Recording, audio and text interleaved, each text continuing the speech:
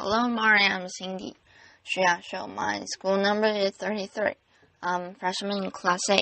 I'm going to read Tristram, Stuart, the global food waste scandal.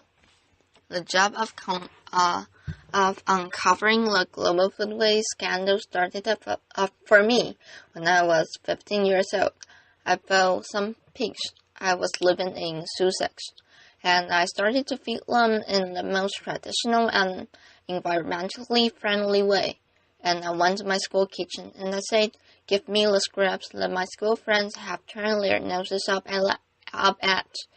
I went to the local baker and took their stale bread. I went to a local greengrocer, and I went to a farmer who was throwing away potatoes because they were the wrong shape or size of supermarkets. This was great. My pigs turned that food waste into delicious pork. I sold that pork to my school friends' parents, and I made a good pocket money addition to my teenage allowance. But I noticed that most of the food that I was giving my pigs was in fact fit for human consumption, and that I was only scratching the surface, and that right the way up the food supply chain, in supermarkets, greengrocers, bakers, in our homes, in factories and farms, we were hedging out food. Supermarkets didn't even want to talk to me about how much food they were wasting. I'd been rounded back.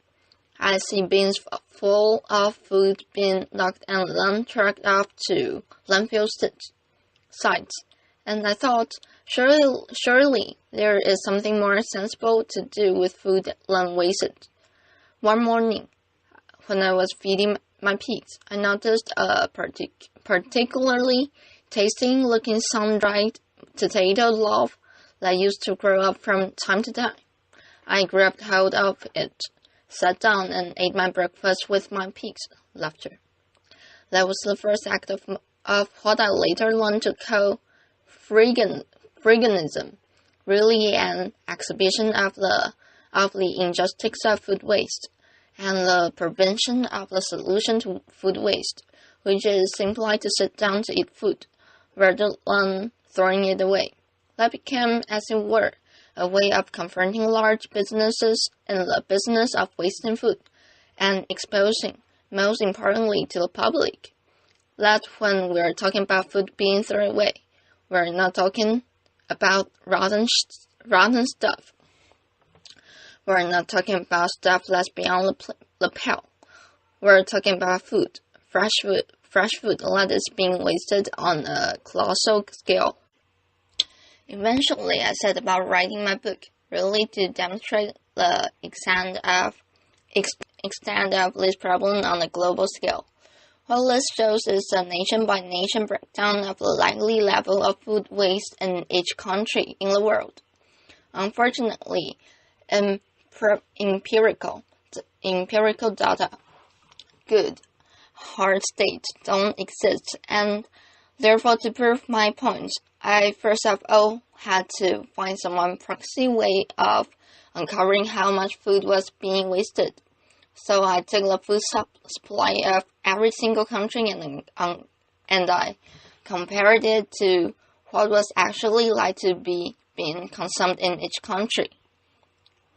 That's based on diet intake surveys. It's based on levels of obesity. It's based on a range of factors that gives you an approximate guess as to how much food is actually going into people's mouths. That black line in the middle of that table is the likely level of consumption with an allowance for certain levels of inevitable waste. There will always be waste, and I'm not that unrealistic that I think we can live in a waste-free world. But that black line shows what the food supply should be in a country if they allow for a good, stable, secure, nutritional diet for every person in that country. And that above that line, if you quickly notice that includes most countries in the world, represents unnecessary surplus and is likely to reflect levels of waste in each country. As a country gets richer, it invests more and more in getting more and more surplus into its shops and restaurants. And as you can see, most European and North American countries fall between 150 and 200% of the nutritional requirements of their populations. So a country like America has twice as much food on its shop shelves, and in its restaurant land is actually required to feed the American people. But the thing that really struck me when I plotted out this data, and it was a lot of numbers, was that you can see how it levels off. Countries rapidly shoot towards that 150 mark, and then they level off, and they don't really go on rising as you might expect. So I decided to unpack that data a little bit further to see if it was true or false. And that's what I came up with. If you include not just the food that ends up in shops and restaurants, but also the food that people feed to livestock, the maize, the soy, the wheat that humans could eat but choose to fatten livestock instead to produce increasing amounts of meat and dairy products. What you find is that most rich countries have between 3 and 4 times the amount of food that their population needs to feed itself. A country like America has 4 times the amount of food that it needs. When people talk about the need to increase global food production to feed those 9 billion people that are expected on the planet by 2050, I always think of these graphs. The fact is, we have an enormous buffer in rich countries between ourselves and hunger. We've never had such gargantuan surpluses before. In many ways, this is a great success story of human civilization, of the agricultural surpluses that we set out to achieve 12,000 years ago. It is a success story. It has been a success story. But what we have to recognize now is that we're reaching the ecological limits that our planet can bear. And when we chop down forests, as we are every day, to grow more and more food, when we extract water from depleting water reserves, when we emit fossil fuel emissions in the quest to grow more and more food, and then we throw away so much of it, we have to think about how we can start saving. And yesterday, I went to one of the local supermarkets that I often visit to inspect, if you like, what they're throwing away.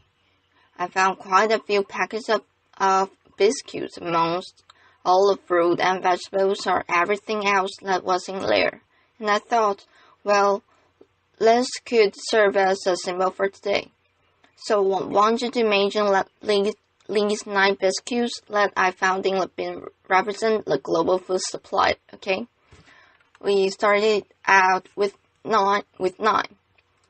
That's what infills around the world every single year. The first biscuit we're going to lose before we even leave the farm. That's a problem primarily associated with developing work agriculture. Whether it's a lack of infrastructure, refrigeration, pasteurization, grain stores, even basic food cracks, which means that food goes to waste before it even leaves the field. The next 3 biscuits are the foods that we decide to feed to livestock, the maize, the wheat, and the soya. Unfortunately, our bees are efficient animals, and they turn 2/3 of that into fishes and heat. So we've lost those 2, and we've only kept this 1 in meat and dairy products. 2 more we are going to throw away directly into bins. This is what most of us think of when we think of food waste. What ends up in the garbage. what ends up in supermarket bins ends up in restaurant bins. We've lost another two, and we've left ourselves with just four biscuits to feed on. That is not a superlatively efficient use of global resources, especially when you think of the billion hungry people that exist already in the world. Having gone through the data, I alone needed to demonstrate where that food ends up. Where does it end up?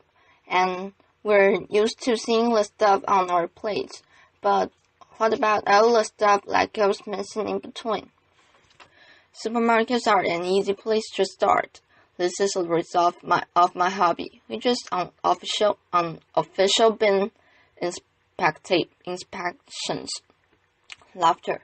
Strange you might think, but if we could rely on corporations to tell us what they were doing in the back of their stores, we wouldn't need to go sneaking around the back, opening up bins and having a look at what's inside. But this is what you can see more or less in every street corner in Britain, in Europe, in North America, and represents a colossal waste of food. But what I discovered whilst I was writing my book was that this very evident abundance of waste was actually the tip of the iceberg. When you start going up the supply chain, you find where the real food waste is happening on a gargantuan scale. Can I have a show of hands if you have a loaf of sliced bread in your house? Who lives in a household where that crust, that slice at first and let's end up each loaf? Who lives in a household where it does get eaten? Okay. Most people, not everyone, but most people, and this is, I'm glad to say, what I see across the world, and yet has anyone seen a supermarket or a sandwich shop anywhere in the world that serves sandwiches with crows in it? Laughter. I certainly haven't, so I kept on thinking, where do those crusts go? Laughter. This is the answer, unfortunately. 30,000 slices of fresh bread coming out of at least one single factory every single day. Day fresh bread. In the same year that I visited this factory, I went to Pakistan, where people in 2008 were going hungry as a result of a squeeze on global food supplies. We contribute to that squeeze by depositing food in bins here in Britain and elsewhere in the world. We take food off the market shelves that hungry people depend on. Go one step up, and you get to farmers who throw away sometimes a third of even more of their harvest because of cosmetic standards. This farmer, for example, has invested 1,600 pounds in growing spinach, not one leaf of which he harvested, because there was a little bit of grass growing in amongst it. Potatoes that are cosmetically imperfect. All going for pigs.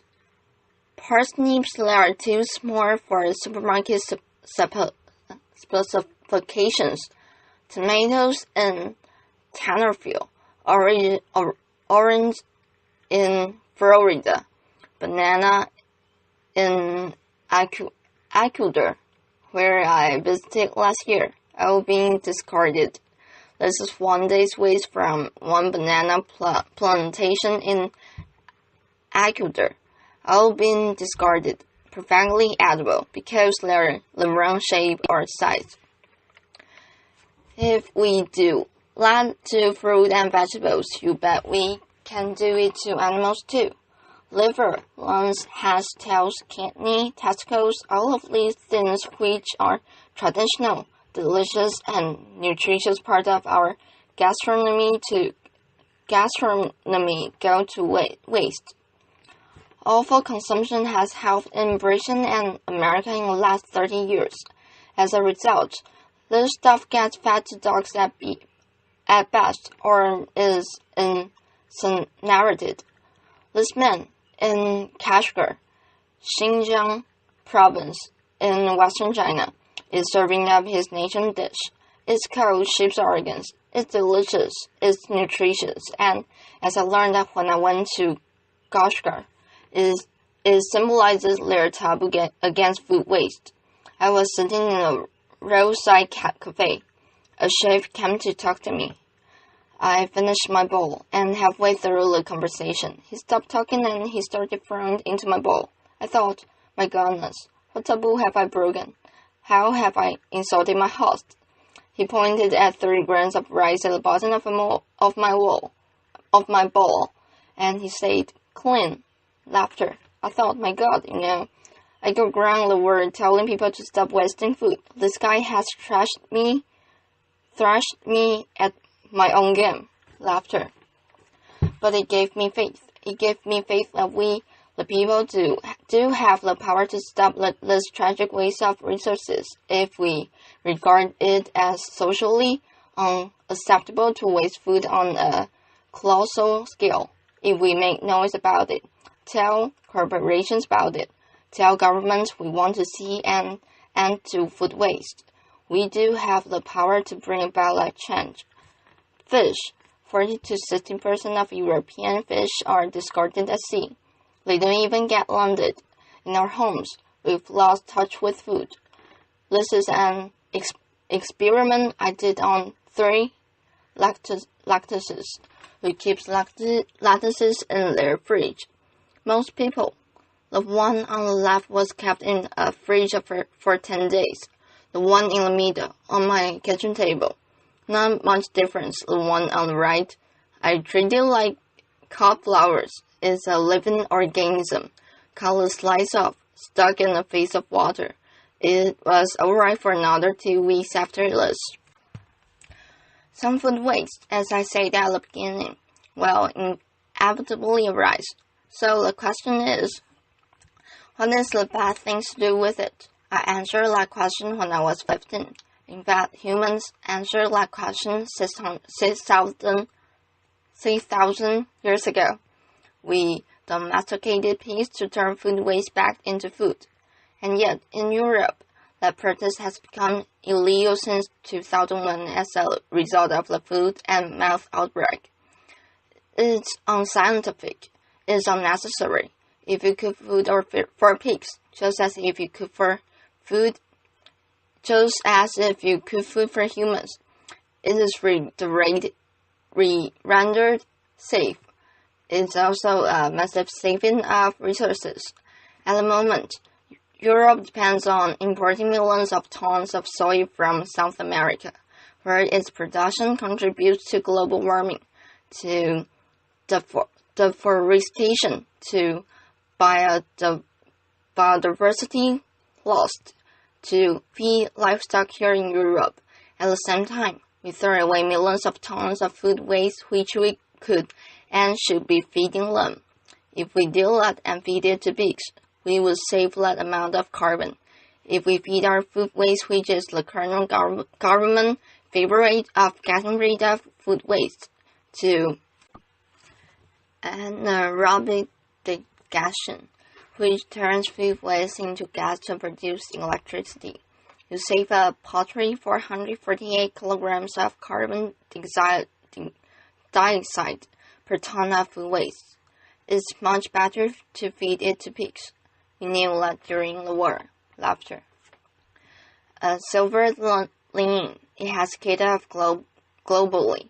The quest to tackle food waste. Feeding the 5,000 is an event I first organized in 2009. We fed 5,000 people all on food that otherwise would have been wasted. Since then, it's happened again in London. It's happening internationally and across the country. It's a way of organizations coming together to celebrate food. To say the bad things to do with food is to eat and enjoy it, and to stop wasting it, for the sake of the planet we live on, for the sake of our children, for the sake of all the other organisms that share our planet with us. We're a terrestrial animal. and we depend on our land for food. At the moment, we're treasuring our land to grow food that no one eats. Stop wasting food. Thank you very much. Applause, applause.